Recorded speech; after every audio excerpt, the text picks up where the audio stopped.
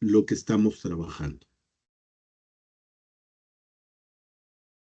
Y también ya vimos que el propósito es que ustedes empiecen a manejar los conceptos, los trabajen en su mente, empiecen a hablar con esos conceptos y por tanto enfocar la realidad con esa visión de tal manera que se vaya comprendiendo con mayor integración y en su dinamismo, gracias a poderse enfocar en las relaciones que hay en la realidad.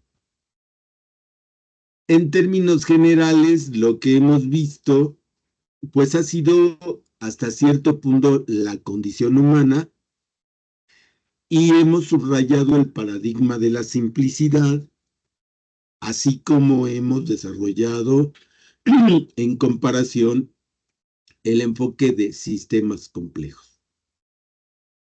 En el sentido de la condición humana, en distintos momentos hemos estado platicando de que, querramos o no, como seres biológicos, psicosociales, socioculturales, querramos o no, nos demos cuenta o no, tenemos que satisfacer ciertas necesidades de distinto índole.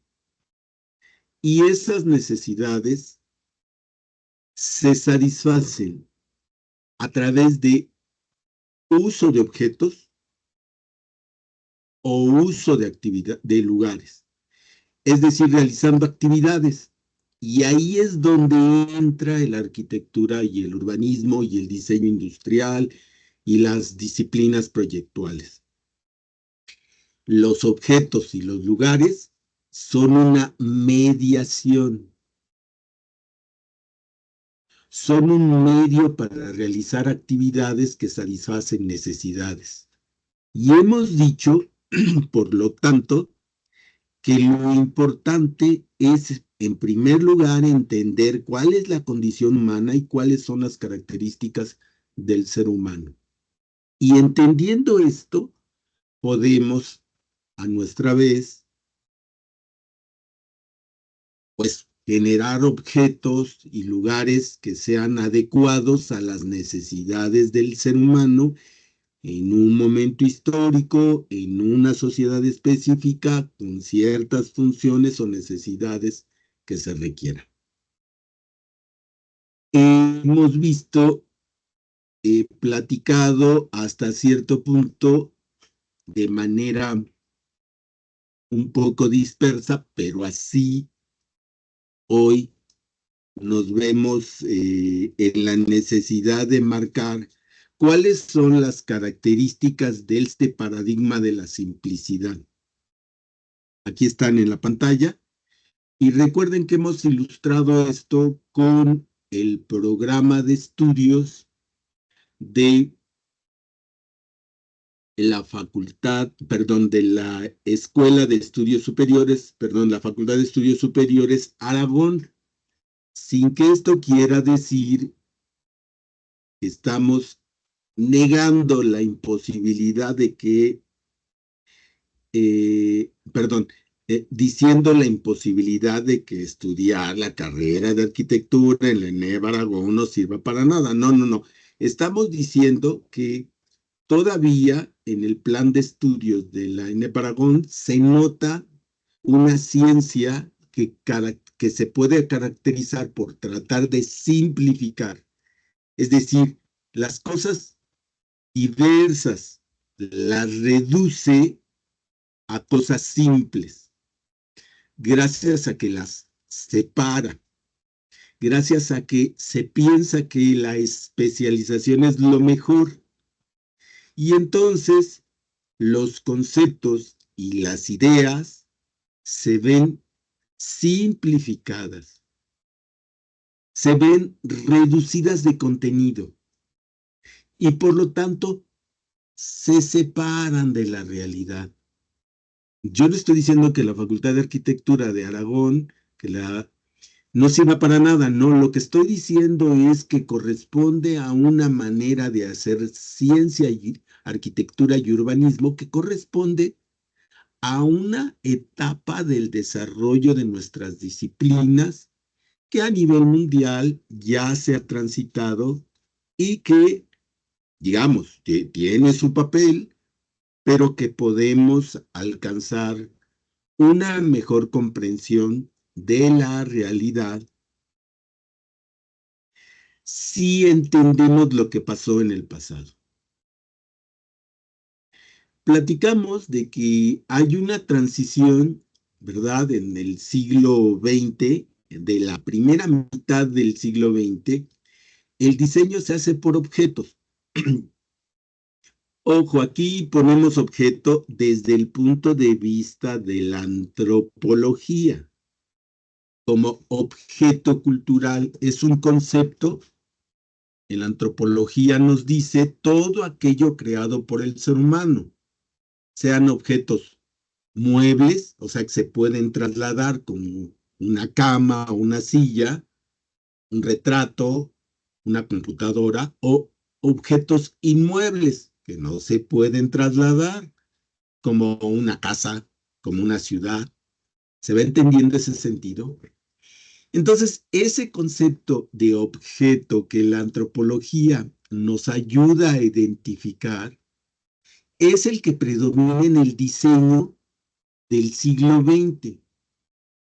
Y ahora, en el siglo XXI, decimos, trabajamos a través de entender no el objeto, sino el vínculo que hay en las distintas actividades que lo crean, que lo usan y que los desechan, y que a su vez se vincula con la creación de otros objetos culturales, o sea, edificios o,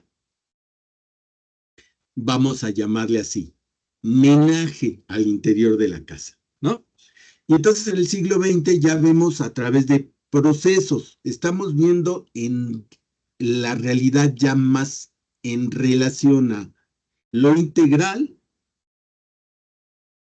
y solamente es posible entenderlo a través de vincularla con distintas disciplinas. Ver cada aspecto de nuestra arquitectura y el urbanismo de manera integrada, la vivienda al barrio, el barrio a la ciudad, la ciudad a otras ciudades, las distintas ciudades a todo el territorio nacional junto con otros territorios. Ver que no hay una sola causa, sino que hay múltiples causas, que es un proceso dinámico y que los problemas tienen que ser intersectoriales.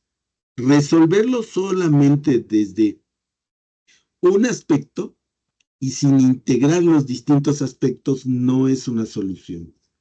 Genera más problemas de lo que resuelve. Así pues, estamos viendo una nueva orientación, un nuevo paradigma, que es el que estamos llamando sistemas complejos. Esa nueva visión en el arte de la representación pictórica, como es el ejemplo que estamos viendo del pintor japonés Hokusai, ya estaba presente. Si ustedes ven, la ola que está ahí está pintada, ahora lo sabemos, en el siglo XX, 1960 y tantos, 1990, los estudios nos hacen ver, nos hacen entender esto que llamamos la teoría de fractales. ¿Por qué? Porque se identifican los elementos que están presentes, se trata de ver los distintos niveles de relación. Una parte es el mar en su conjunto y cómo el mar en su conjunto con los distintos factores, el viento, las corrientes marinas, la salinidad, la presencia de barcos, va generando específicas olas. Y cómo en cada ola, como ustedes pueden ver en la imagen, hay olitas pequeñas. Ahí es como el fenómeno global se reproduce en los componentes iguales, o diríamos al revés, cada pedacito de la ola, cada una de las partes de la ola reproduce la ola en general y en conjunto generan un fenómeno que no puede ser estudiado por una parte de la ola. Como ya he dicho, pues hay múltiples interacciones. Hemos dicho que la ola tendríamos que estarla viendo en relación al mar, el mar en relación a los distintos océanos y las corrientes que existen en el mundo. Y para eso tendríamos que estudiar distintas disciplinas que nos ayuden a entender de manera integral cómo se produce la ola en razón de distintos factores que están presentes. La ola, en cada particular ola que surge en el movimiento de mar, tiene la posibilidad de variar y de generar nuevas formas de olas. Eso es lo que estamos ahora atentos a observar a través de esta visión que hemos estado llamando el pensamiento complejo o las ciencias de la complejidad, en donde ya hemos insistido que la totalidad de las propiedades que surgen son propiedades eh, emergentes y que no están presentes en las particularidades de cada uno de los elementos de las relaciones y de los elementos que se relacionan. Y dijimos que esas propiedades, ¿verdad?, tienen distintas características, algunas son aleatorias, a otras son episódicas, a otras son irregulares, otras dependen de lo experiencial, pero estas propiedades, dijimos, no están dadas por la realidad, surgen como resultado de la interacción de los distintos componentes en sus distintos elementos. Así que la realidad no está dada de por sí. Y en ese sentido, pues se entiende mejor la relación que hay entre lo artístico y lo científico. Ambos se convierten en algo complementario. Hicimos, fíjense, una distinción cuando llegamos a este punto. La distinción que hicimos es que un sistema o la teoría de sistemas, que también se desarrolla a partir de los 60 y con la cual está desarrollado el plan de estudios de la FES Acatlán, dijimos, es una visión mucho más avanzada.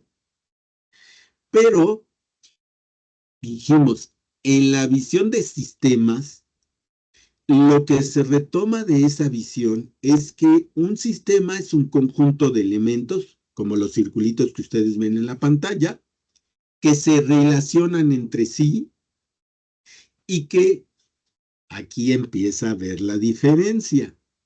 En sistemas no siempre se considera la multiplicidad de niveles. Se considera que puede haber distintos niveles de relación, pero en los sistemas que se autoorganizan, que se complementan, en donde no hay una dirigencia o no hay una fuerza única, sino que distintas fuerzas o distintas relaciones van generando incluso el asunto de autorrepararse cuando está en relación con lo que hay alrededor. Entonces empieza a aparecer esto que llamamos sistemas complejos. Y la diferencia es entonces que tenemos en sistemas complejos un sistema, pero hay elementos que son variados. Las relaciones también son diferentes y los niveles son también diversos. Esto lo hemos estado trabajando con el texto que ustedes tienen en la pantalla. De él han leído algunos artículos. Les sugerimos que sigan después de este cursito, de esta mera introducción, que sigan trabajando con este texto. Es uno de los más actualizados. Claro, con un lenguaje académico un poquito difícil, pero que sugerimos que lo sigan trabajando. También han encontrado ustedes diferentes videos que están ahí en nuestra pantalla, que están en los archivos y que ahí están para que ustedes los aprovechen posteriormente. De tal manera que vayan profundizando esto que hemos entendido inicialmente como sistemas complejos. Bueno, hasta aquí.